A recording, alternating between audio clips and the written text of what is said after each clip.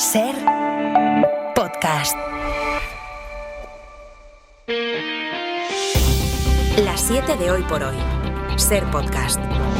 Hola, muy buenos días. Sin orden de evacuación y sin ningún aviso previo, Israel bombardeó ayer una oficina de la ONG Médicos del Mundo donde se refugiaban desplazados. El ejército de Netanyahu asesinó al menos a 8 personas, entre ellos 4 niños y un adolescente. Los mataron en una zona supuestamente a salvo de ataques y en un edificio identificado como instalación humanitaria.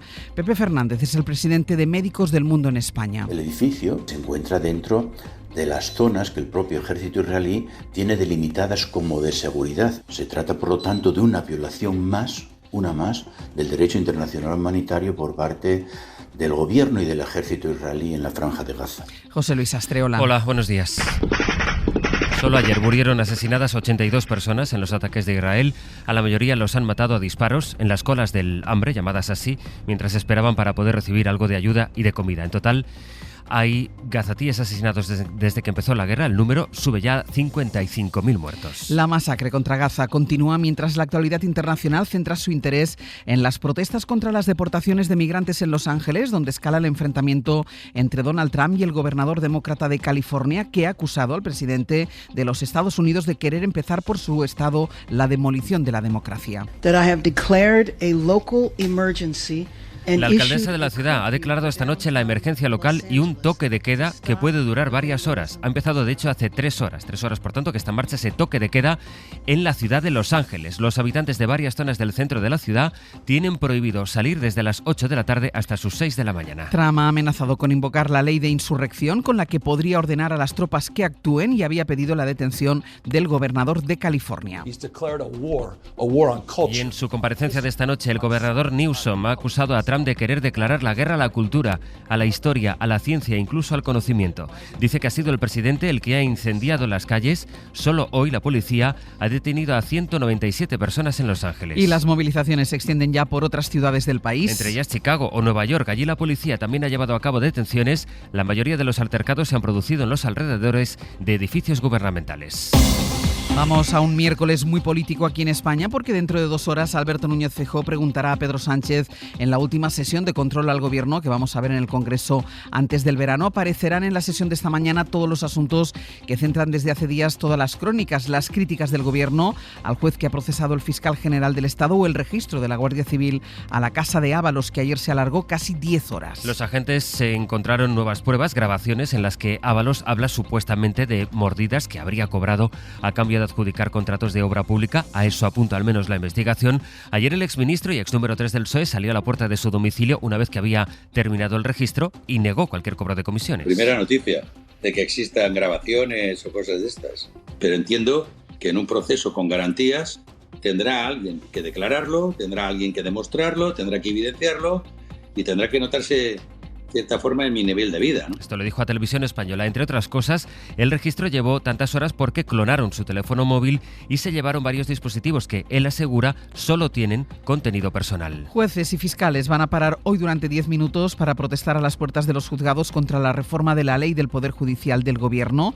Ayer el Ejecutivo fue un paso más allá en sus críticas a la instrucción. Insisten en que la orden de la filtración no vino de Moncloa. Negar rotunda y categóricamente que hubiese habido instrucciones por parte de Presidencia del Gobierno a la Fiscalía General del Estado. Esto no sucedió nunca.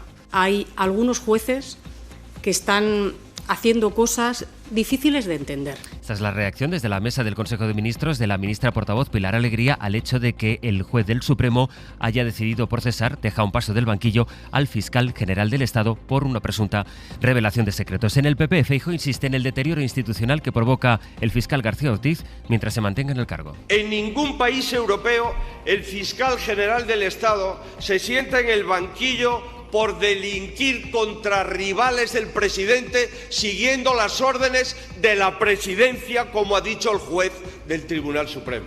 No pensemos que esto es irremediable. Así está el mundo y así llegamos al miércoles, es 11 de junio. Hoy por hoy noticias. Ser podcast. Escuchábamos a Feijóo, que a un mes del congreso de su partido estuvo ayer en Alicante dispuesto a arropar en público a Amazon, más de 7 después de la Dana, 7 meses después de la Dana. Isabel Fernández Pedrote, buenos días. Hola, Ángeles, buenos días. Habéis hecho un buen trabajo. era el principio de la recuperación y lo habéis cumplido. Estáis resistiendo y lo vais a seguir haciendo a pesar de la asfixia del gobierno. El mismo que dijo que se había cometido errores y que Amazon le pilló noqueado, aplaudía ayer la gestión que ha hecho el presidente de la tragedia. Todo esto justo cuando un jefe de emergencias de la Generalitat ha declarado ante la jueza de Catarroja que fue la exconsejera de Interior, Salomé Pradas, la que dictó lo que tenía que poner en el contenido del mensaje de EsAlert, que se envió pasadas las 8 de la tarde, cuando ya había muerto mucha gente. Pradas fue la que reconoció que no sabía que existía un sistema de alertas hasta el mismo día de la tragedia. Ahora este testimonio revela que autorizó el mensaje 5 minutos después de ordenar esperar mientras el CECOPI colapsaba. Radio Valencia, Natalens, buen día. Buen día. El técnico que transcribió y tradujo el mensaje EsAlert que se envió a la población el 29 de octubre ha declarado ante la jueza que el mensaje se lo dictó directamente la entonces consellera de Interior, Salomé Pradas, aunque desconoce el origen del mismo. Afirma que no sabe quién tomó la decisión de redactar lo que venía de la consellera y que él solo lo transcribió y lo pasó al valenciano y al inglés. Eso fue a las 8 menos cuarto. Posteriormente, Pradas le ordenó no mandarlo hasta que le diera su visto bueno. El mensaje se envió a las 8 y 11 minutos. El técnico admitía que no consideraba el texto eficaz desde un punto de vista operativo, pero que no dispuso de la información suficiente para oponerse a su envío y que asumió el contenido del mensaje por un principio de jerarquía. El Ministerio de Ciencia va a dar estabilidad laboral a 1.870 científicos y técnicos que hasta ahora tienen contratos temporales. Ahora podrán firmar uno indefinido en el que va a ser el mayor proceso de estabilización de plantilla en estos centros en toda la historia. Es una información de Javier Ruiz Martínez. Es un problema endémico de la ciencia española. Miles de investigadores encadenan desde hace años contratos temporales. Te buscas el sitio que más barato sea. Situaciones como muy precarias. Como siempre, tirando de nuestros queridos padres que nos llevan sufragando la carrera investigadora desde hace tiempo. El Ministerio de Ciencia ha dicho y repetido que trabaja para solucionarlo y hoy da un paso importante. Según fuentes del Ministerio, tiene previsto publicar esta mañana la resolución oficial que permitirá a los organismos públicos de investigación del Estado, en el CSIC, el CIEMAT o el Instituto de Salud Carlos III, la firma durante las próximas semanas de 1.873 contratos laborales fijos de investigadores y técnicos. Esta estabilización de personal se suma a la del año pasado y va a acabar beneficiando a 2.330 investigadores hasta ahora temporales. 13% de personal que estaba en situación de temporalidad en estos centros pasa a ser fijo. La ministra Diana Morant lo anunciará en alguno de los actos públicos de su agenda esta mañana. Esta mañana además es noticia la muerte de José Enrique Serrano a los 75 años. Figura clave en la transición, fue jefe de gabinete de Felipe González y de Zapatero, uno de los artífices de los consensos desde la trastienda de la política y que tenía el Estado en la cabeza. Hace unos años dejaba esta reflexión sobre la crispación política. No estamos hablando de crispación de un insulto o de una... quiero decir, ahora aquello que en los años 90 fue tremendo, del váyase señor González, bueno, es una cosa angelical, ¿no? Angelical frente a lo que hoy se produce. La deuda de los países del sur de Europa está salvando la crisis de los aranceles mejor que las economías supuestamente más sólidas de la Unión. Mientras la prima de riesgo de países como España baja, la de Alemania o Estados Unidos se encarece. Jordi Fábrega. La deuda de España, Italia y Grecia está consiguiendo sobrevivir sin encarecerse, a diferencia de lo que ocurre con la de Alemania o la de Estados Unidos. La ley presupuestaria que está negociando el Senado norteamericano está incrementando el coste del bono de Estados Unidos.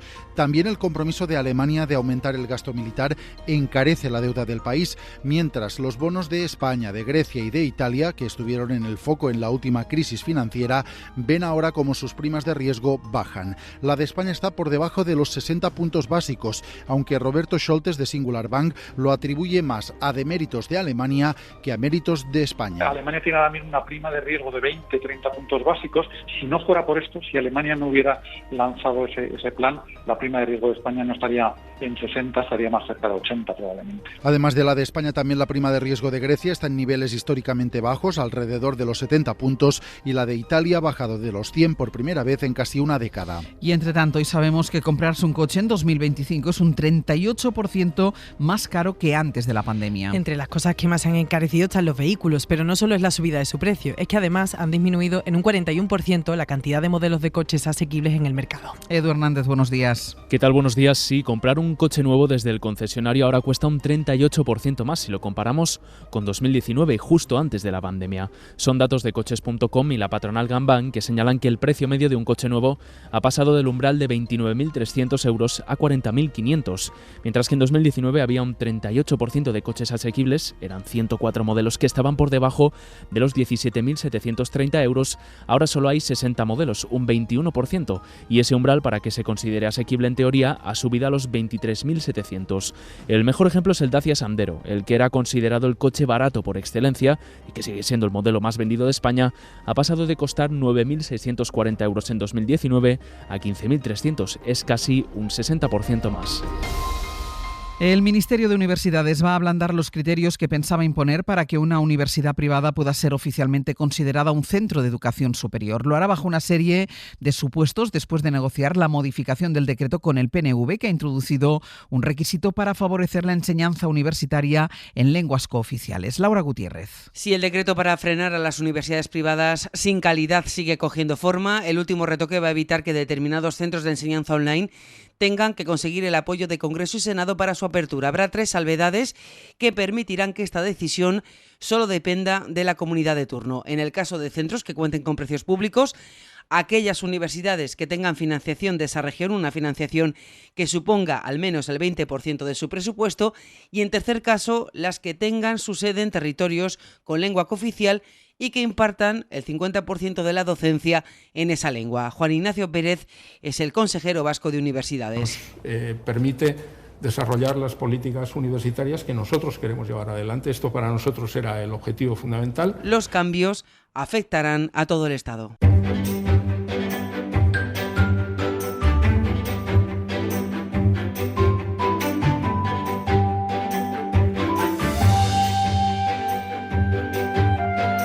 Hasta Galicia, Ricardo Rodríguez, Bodía. Hola, Ángels, Bodía. Y hasta Extremadura con Maite Carrasco. Maite, buenos días. Hola, buenos días. Vamos con algunas noticias de estas dos comunidades, como lo que se va a producir en Santiago, lo que va a pasar, y es que se va a recrear, Richie, la rave del director Oliver Lache en la película Sirat. Será el próximo 4 de julio en la Plaza de Quintana. Compostela acogerá parte de la propuesta mística y sensorial con la que Oliver Lache ha encandilado en el Festival de Cannes. Esto es parte de esa banda sonora de la película, banda sonora que, por cierto, también se llevó un premio en el festival. Es obra del francés Candin Ray, que tiene prevista una actuación en la mítica Plaza Compostelana. Lo ha anunciado el propio Oliver Lache esta semana dentro de la gira internacional que emprende ahora con Sirat. Una de las claves de la película es su atmósfera sonora y el director busca ahora recrearla en un escenario como a Quintana, en el que se fusionarán música y cine en una experiencia diferente y más que atractiva, Ángels, para este comienzo de verano aquí en Santiago. Una buena propuesta. La llegada del tren Alvia a Plasencia, recibida a lo bienvenido Mr. Marshall. Maite, ¿qué pasó?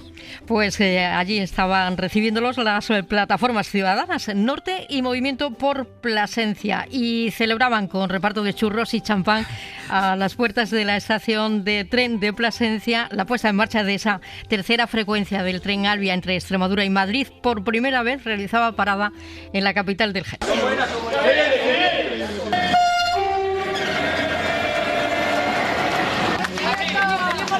Pues así, pancarta en mano, los miembros de estos colectivos se concentraban ayer lunes a las puertas, el lunes a la puerta de la estación de Adif de Plasencia. Desayunaron, festejaron la llegada de Alvia, que hacía su entrada a las 8:05.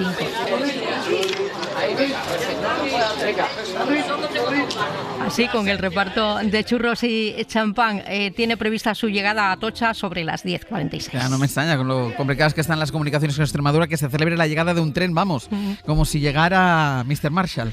Desmantelado un clan que promovía peleas de gallos en A Coruña, Richie. Se investiga a 3 hombres y a una mujer sospechosos de promover fiestas ilegales en las que además se consumían grandes cantidades de cocaína.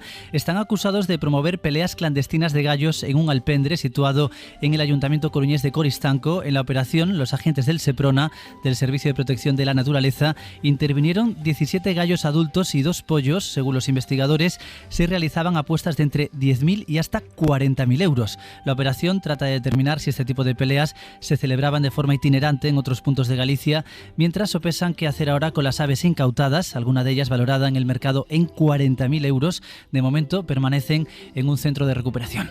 Esto que va a contar Maite ahora va a interesar a todos aquellos que trabajen en el exterior los días de mucho calor, porque en Cáceres se va a aprobar un casco que avisa del riesgo de golpe de calor y detecta los posibles desmayos. También cuenta con ese botón de socorro.